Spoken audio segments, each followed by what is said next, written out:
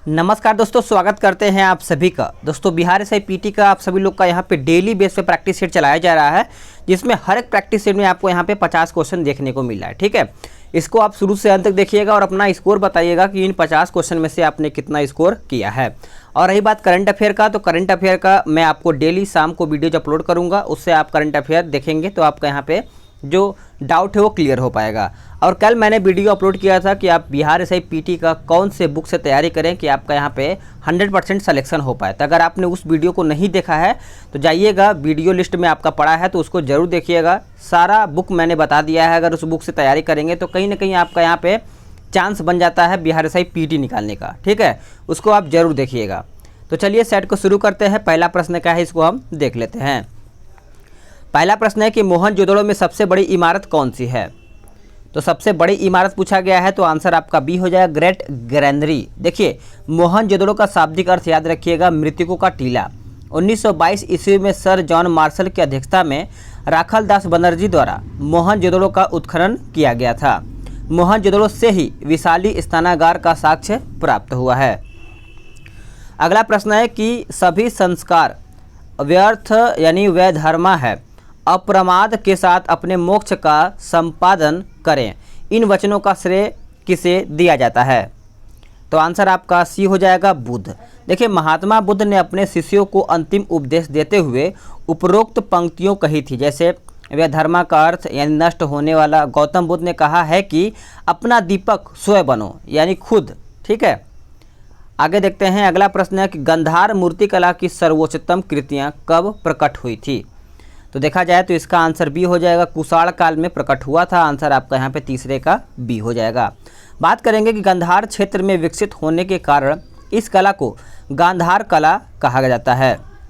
गांधार कला को हिंदू यूनानी कला भी कहा जाता है। नेक्स्ट क्वेश्चन है कि निम्नलिखित में से किस मुगल बादशाह ने सिजदा के ईरानी रिवाज को समाप्त किया। तो आंसर देखा जाए तो ऑप्शन डी हो जाएगा, शाहजहां ने। देखिए, सिजदा और पाबोस प्रथा की शुरुआत बलबन के द्वारा किया गया था। शाहजहां मुगल बादशाह यानी जहांगीर का पुत्र था। नेक्स्ट क्वेश्चन है कि इनमें से किसे आंध्र भोज भी कहा जाता है। आंध्र भोज, तो आप सभी लोग आंसर याद रखिएगा, ए उत्तर हो जाएगा, कृष्णदेव राय यहाँ पे आंसर हो जाएगा।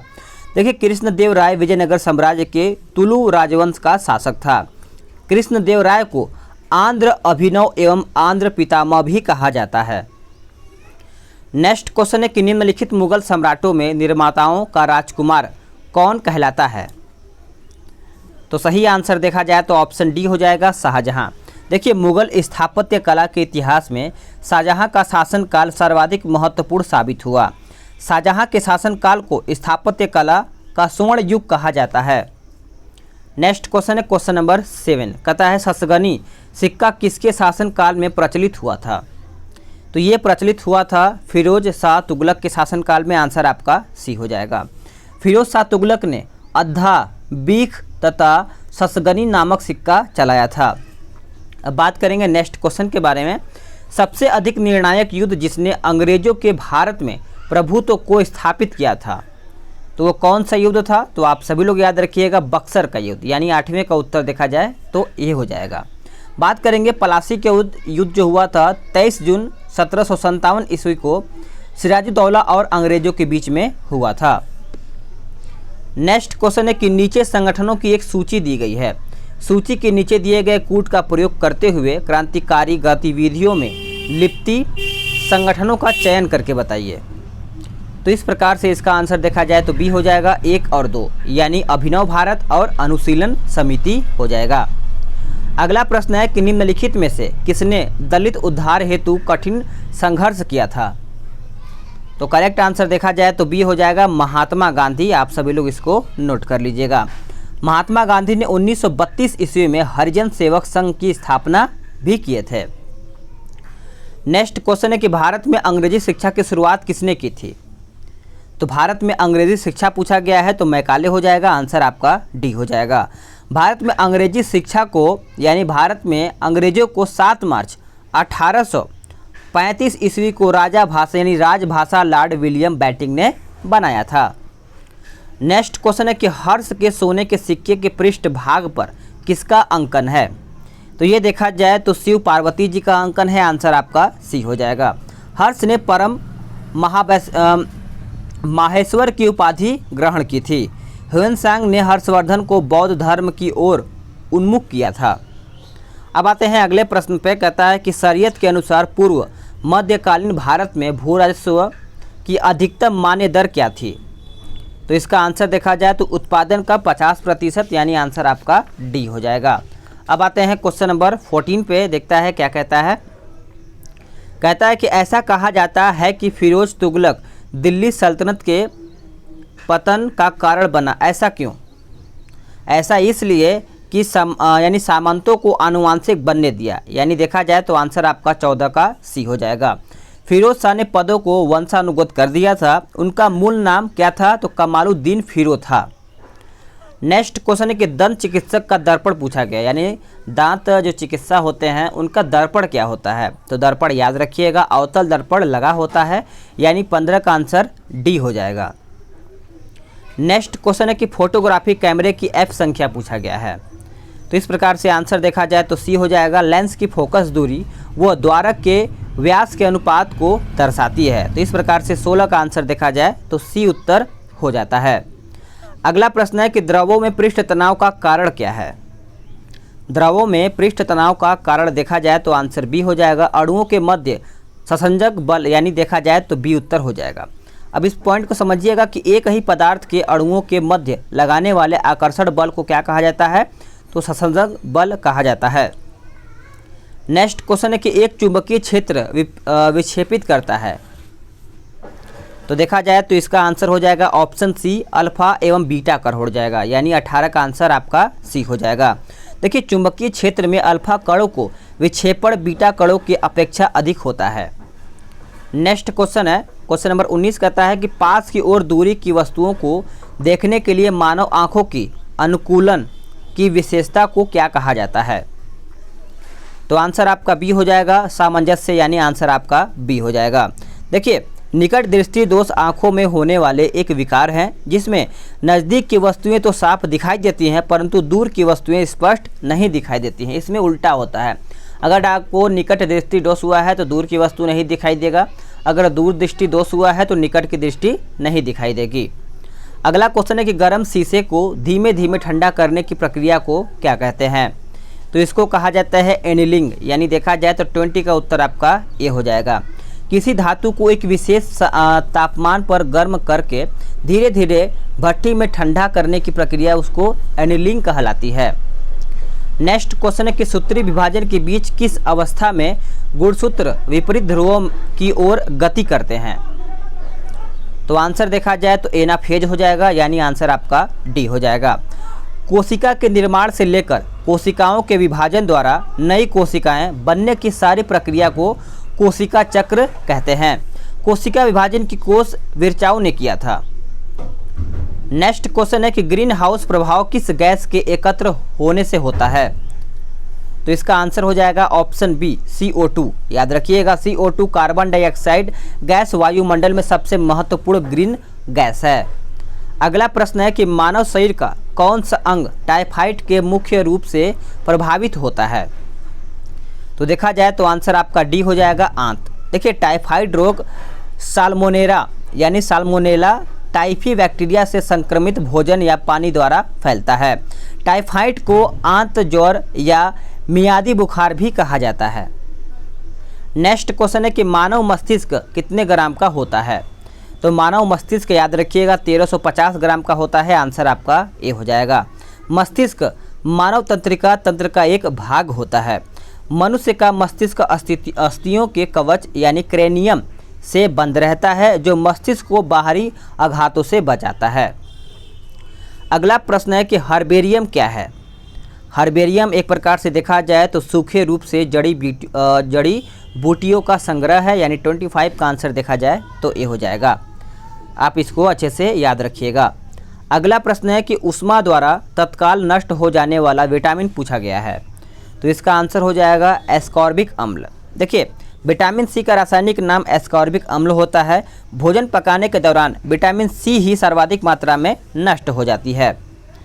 नेक्स्ट क्वेश्चन है कि हमारे शरीर में त्वचा की सतह के नीचे मौजूद वसा किसके विरुद्ध अवरोधक का कार्य करती है। तो करेक्ट आंसर देखा जाए तो शरीर से ऊष्मा की क्षति हो जाएगा, यानी 27 का आंसर आपका ये हो जाएगा। त्वचा के बाह्य आवरण को क्या कहा जाता है, तो एपिडर्मिस कहा जाता है। त्वचा बाहरी आघात से शरीर की रक्षा करता है।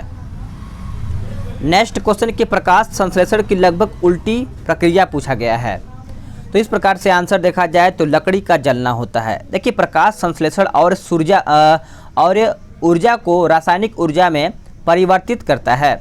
बात करेंगे कि प्रकाश संश्लेषण प्रक्रिया में CO2 का उपभोग तथा O2 का निष्कासन होता है।